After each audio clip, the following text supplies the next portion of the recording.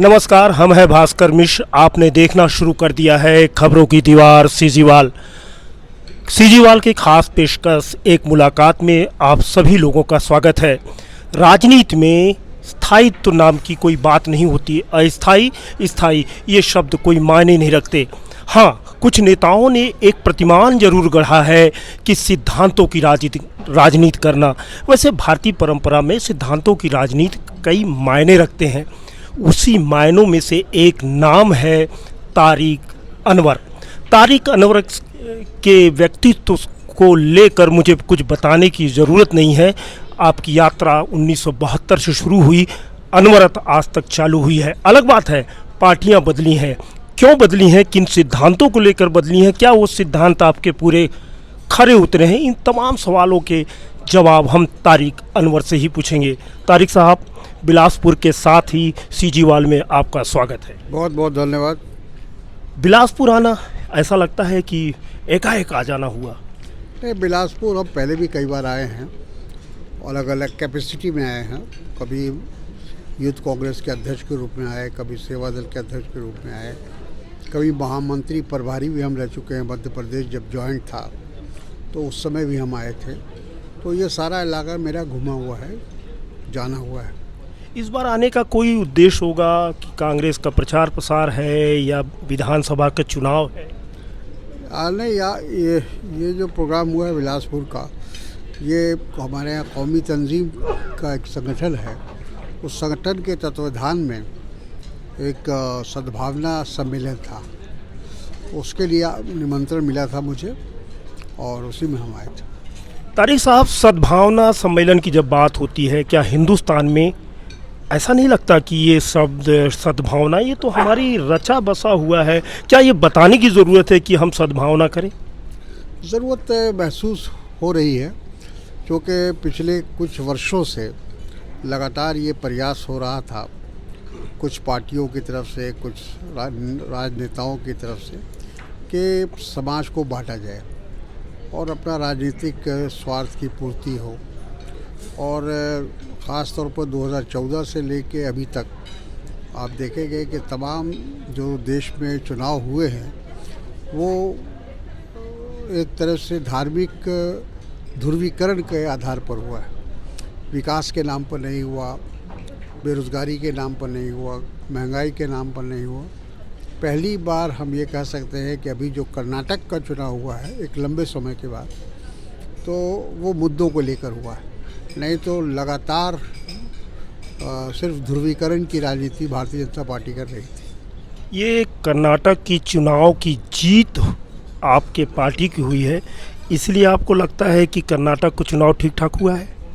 नहीं, कर्नाटक में भी कोशिश बीजेपी की तरफ से पूरी हुई थी कि वहाँ भी सांप्रदायिक ध्रुवीकरण हो, लेकिन उसमें वो सफल नहीं हो पाए। यहाँ तक कि प्रधानमंत्री ने भी कोशिश की और उनका प्रयास रहा कि जब उनको लगा कि चुनाव हाथ से निकल रहा है तो वो ध्रुवीकरण की राजनीति उन्होंने शुरू की।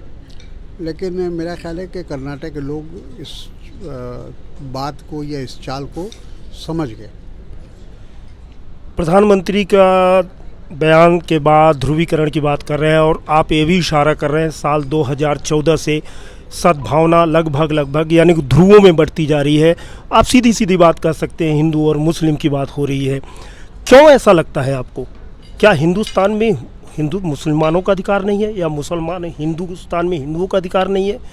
तो मुसलमान इतना क्यों इन्फ्लुएंस हो जाता है?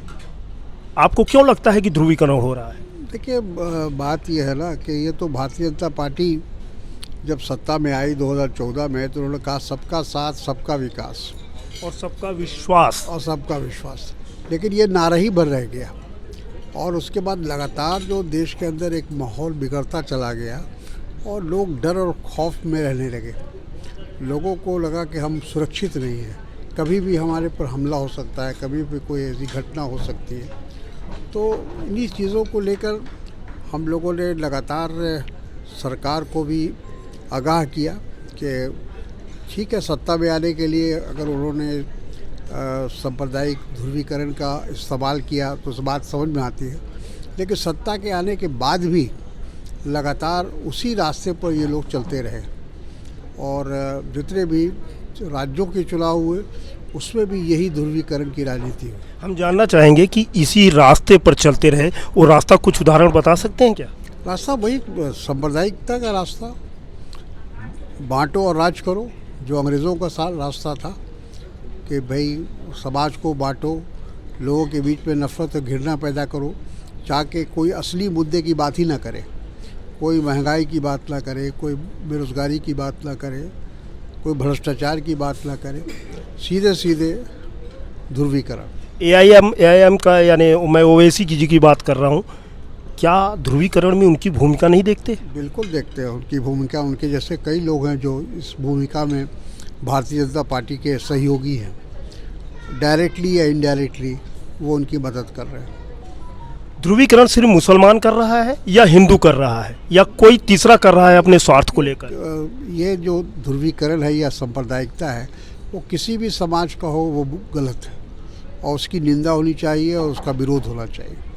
चाहे वो हिंदू सांप्रदायिकता हो, कट्टरपंथी जिसको कहिए, जो कट्टरपंथी हैं, चाहे वो मुस्लिम हैं या हिंदू हैं या क्रिश्चियन हैं, किसी भी जाति विशेष से संबंध उनका हो, तो भारत में कट्टरपंथियों के लिए कोई जगह नहीं होनी चाहिए।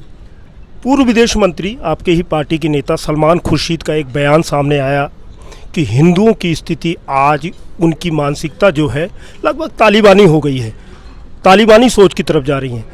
ऐसा ही दिग्विजय सिंह जी ने कहा था कि हिंदू का तो इन बयानों से आप इत्तेफाक रखते हैं? नहीं, बिल्कुल नहीं। देखिए, हिंदुओं के लिए ही कहा, किसी पूरे हिंदुओं के लिए बात नहीं कि भारतीय जनता पार्टी और आरएसएस के लिए कहा, या इस तरह की जो जमायतें हैं, बजरंग दल है, विश्व हिंदू परिषद है, ये लोग ये काम कर रहे हैं। लेकिन उसके ये नहीं ये कहा नहीं जा सकता, ये सही भी नहीं हो कहना कि पूरे हिंदू सांप्रदायिक हो गए। अगर आप देखिए वोट का रेशियो भी देखिए, इतना कुछ करने के बाद भी बहुमत कभी भी वोटों का प्रतिशत वो भारतीय जनता पार्टी को नहीं मिला है। वो 36 पर अटक जाते हैं, 38 पे अटक जाते हैं। लेकिन इसका मतलब ये कि इस देश के लोग बुनियादी तौर पर वो धर्मनिरपेक्षता में उनका विश्वास और सर्वधर्म समभाव में। धारा 370 एक तरफ महबूबा मुफ्ती सहित लेकर बिल्कुल बैठी हुई है, अब्दुल्ला कुछ पिघलते हुए नज़र आ रहे हैं। राहुल गांधी जी ने कहा था कि हमारी सरकार आएगी, हम धारा 370 ला देंगे। ये कितनी सच्चाई है इसमें? क्या आप धारा 370 35A का विरोध करते हैं?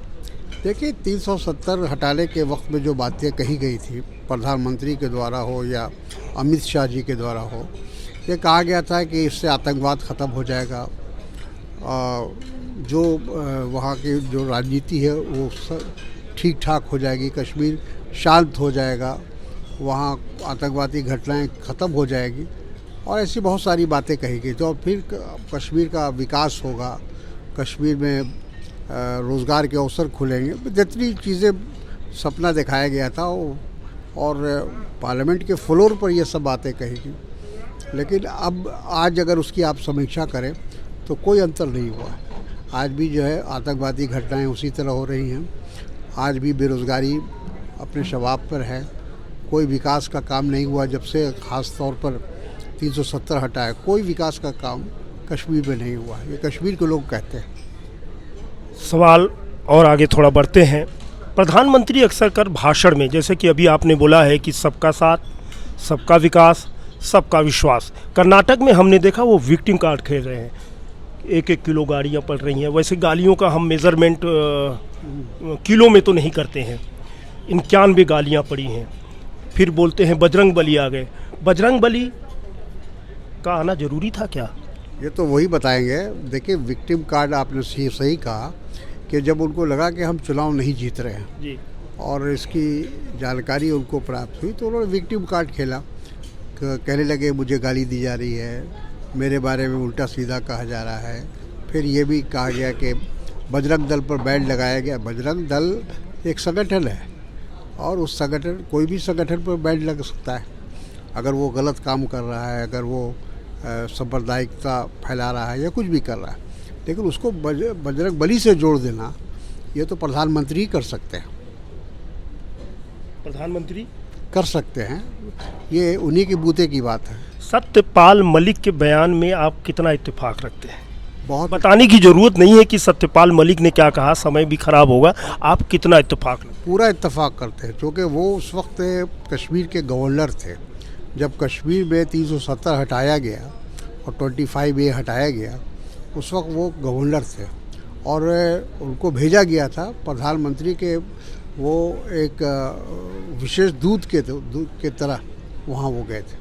तो सारी घटनाएं जो भी उस समय वाक़या हुआ उससे वो पूरी तरह वाकिफ़ थे, क्योंकि गवर्नर के नॉलेज में होता है कुछ भी अगर घटना होती है कश्मीर में। आज तो गवर्नर रूल है, उस वक्त भी गवर्नर रूल ही था जब वो गवर्नर थे, तो उस समय उनको सब चीज़ की जानकारी थी। तो जो बात वो कह रहे हैं उसमें सच्चाई है, हकीकत है।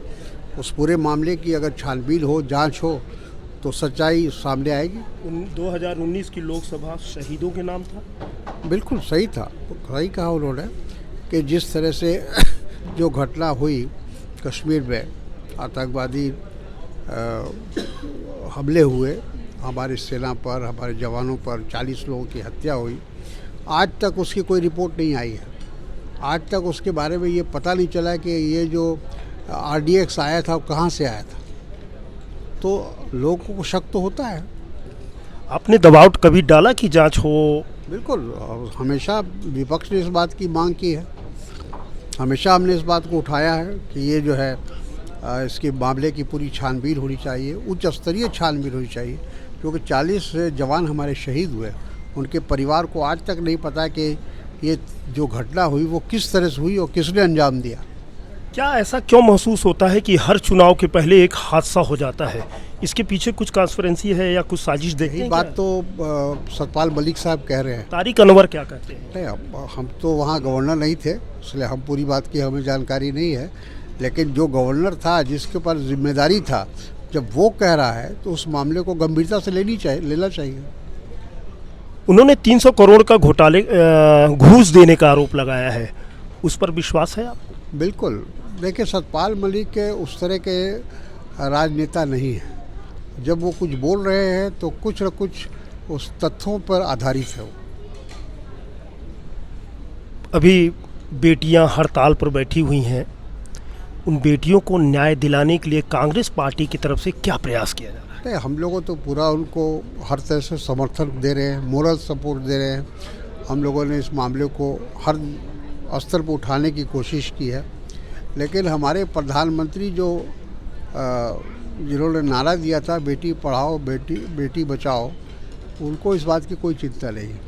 और एक सांसद को बचाने के लिए वो पूरी उन बेटियों को, जिन बेटियों ने हमारा देश का नाम रोशन किया विदेशों में जाकर, वहाँ से मेडल लाया जीत के, और उन लोगों की बात नहीं सुनी जा रही है और उससे सांसद की बात सुनी जा रही है जिसके ऊपर आरोप है।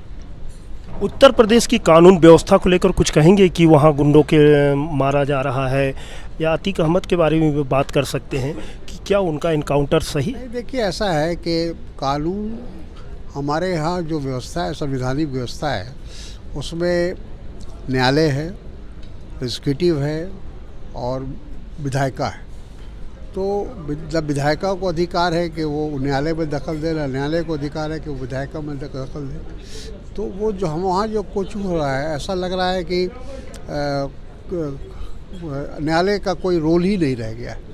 जो मुख्यमंत्री चाहते हैं, जो वहाँ का प्रशासन चाहता है, वो करता है। निकाय चुनाव में अच्छी जीत हुई है तारिक साहब। कानून अपने हाथ में ले लिया जाता है। देखिए, ये टेम्प्रोरी जीत है, मेरा ख्याल है लोगों को आगे चलकर इसका एहसास होगा।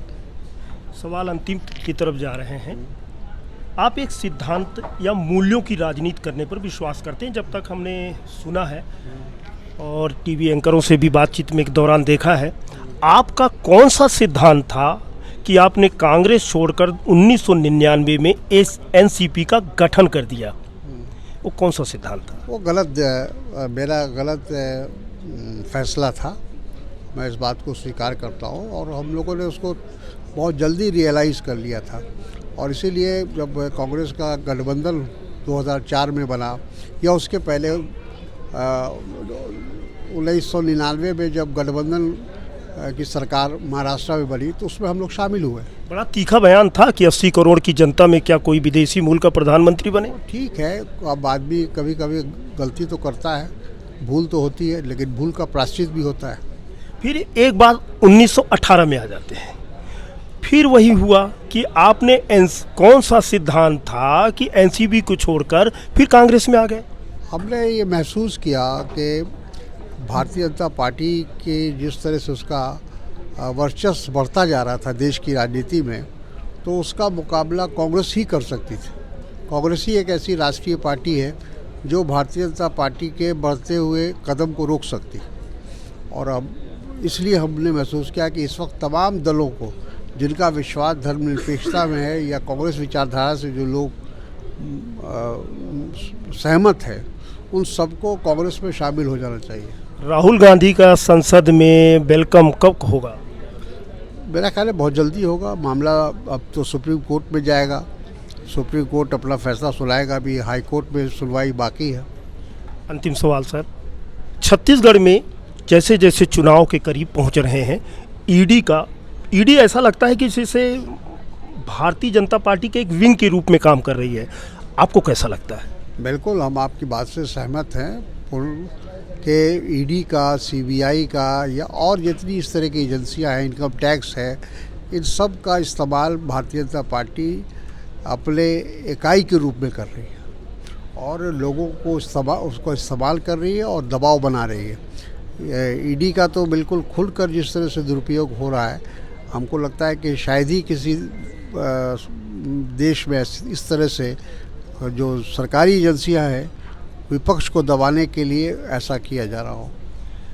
तारिक अनवर बड़े स्पष्टवादी और सिद्धांतों की राजनीति करने वाले व्यक्तित्वों में जाना जाता है। तारिक अनवर ने जब भी कोई फैसला लिया, बुलंद लिया, और बिलासपुर के प्रति उनका बड़ा विशेष अनुराग है। इसी के साथ यह भी बताना चाहूँगा कि पहली बार किसी कैमरे के सामने तारिक अनवर ने स्वीकार किया कि सोनिया गांधी को प्रधानमंत्री नहीं बनने देने का जो हम लोगों ने निर्णय लिया था, वह बाद में महसूस होगा कि गलत है। इसीलिए तो जब गलतियां कोई सुधार ले या गलतियों को एक्सेप्ट कर ले, ऐसे ही व्यक्तित्व को तारिक अनवर कहते हैं। सीजीवाल, बिलासपुर।